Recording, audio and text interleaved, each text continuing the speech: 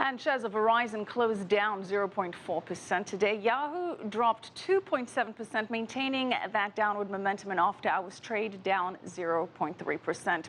Now let's get more on Yahoo's sale to Verizon with Ari Zoldan, CEO of Quantum Networks. Ari, as always, good to have you. Great to be back, Michelle. Sorry, Verizon announcing its plans to acquire Yahoo for $4.8 billion in cash. It is still subject to shareholder and regulatory approval. Do you foresee any issues on that front? No, zero. I think everyone's very happy with the opportunity to work together.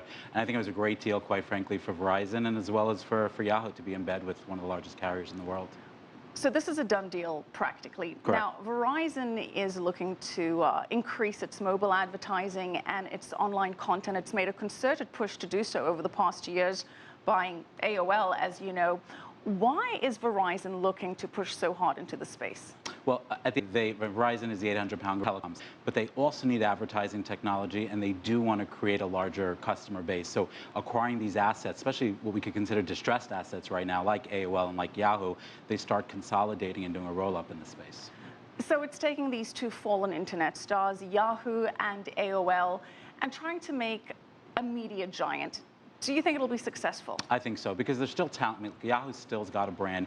AOL still has a brand. And the valuations of these companies 10, 15 years ago was probably 100 times this. But there's still value. There's talent. There's brand. And there's also what people aren't talking about is that there's technology still embedded in both of these companies. So there's underlying value there. So speaking of the brand and the marketing, what's the plan here? Are they going to keep Yahoo Finance, Yahoo Sports? Is that the idea because there is user familiarity with those names? I think so. I mean, the sport application is great. Yahoo Finance, a lot of the Wall Street traders use it and they love it. There's a messaging application to it as well. So there's value there. And I think that the CEO of Verizon also said, well, let's keep the brands where they are because there's value there. But how do they monetize? Is it the same idea of advertising? Because combined, Yahoo and AOL have about 2% of that market. You compare that to Google's 31%, Facebook has got 12%. So what can Verizon do to compete? You can't, right. I mean, you can't compare, and to some extent, you're comparing apples and oranges, but there's still a space for the number 2 and the number 3 player in the space. And I think the opportunity for Yahoo and AOL is probably, especially Yahoo, I think on the B2B place, going into and focusing on small to medium-sized businesses. But to go from 2% to something like 15% to 31%, I mean, what's the strategy? I agree. I don't think that will ever happen. I think that's too much of a jump. But even if they get, 4, 5, 6, 7%, you're still talking about a nice book of business. Look, Ari, Yahoo was one of the internet pioneers. This is clearly the end of an era. At its peak, it was valued between $120 to $140 billion. 2008, Microsoft offered to buy it for about $44 billion. What did Yahoo do so wrong? I think a lot of it, especially with technology, people don't talk about this thing called timing. And Yahoo had its place, and I think it did incredible. I mean, again, they were really the pioneers in mail and internet research. They were the 100-pound gorilla there. But things evolved, and I don't think they were able to really churn as quickly as the tide was turning, though.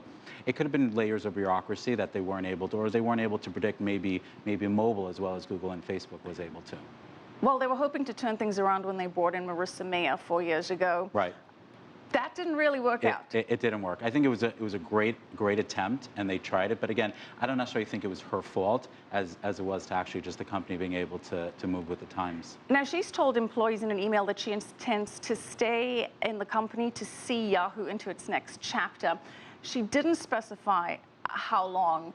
What are her prospects at the spun-off Yahoo? Do you think she will remain? I think so. Yeah. I mean, she's become a household name there. People like her. There's value there for her. But should she remain? Because revenue went down 20% in her 4 years in the company. Well, that's a pushback. A lot of people are saying, well, she came on board. She was offered this, tremendous package to stay and to grow the company, and she wasn't able to. So there's a debate whether or not she should continue to stay there. All right. When the sale is complete, we have this holding company, and it maintains its stake in Alibaba and in Yahoo Japan, which actually does make a lot of money. So What happens to this holding company? It's to be seen. It may just be a standalone investment vehicle. But I think until a lot of these issues get really panned out, I think there's a lot of still questions to be answered, and that's going to come with time.